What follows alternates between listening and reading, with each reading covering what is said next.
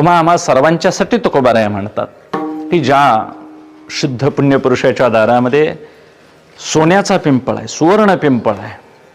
त्यांचं बळ बघायला गेलं तर अंगेसे बळ रेढा बोले. काय महाराज करू शकणार नाहीत असा महापुरुष काय बरं करू शकणार नाही. पण त्यांची करण्याची जरी इच्छा असली तरी परिपाहे बीज शुद्धांगी, अंतःकरण तपासून ते आपल्याला देतील.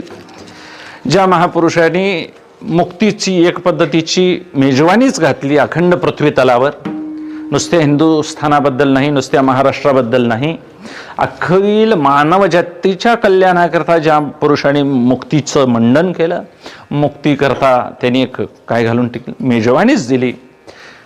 आणि मग सगळे वैष्णव एक छत्राखाली ज्या काळात ज्यांनी गोळा करायचे सामर्थ्य कोणाचं नव्हतं महाराज, पण एवढं ज्यांनी गोळा केले त्या ज्ञानोबारायांच्या जवळ काय कमी आहे म्हणून तू इकडं आलास असं त्यांना म्हणायचं.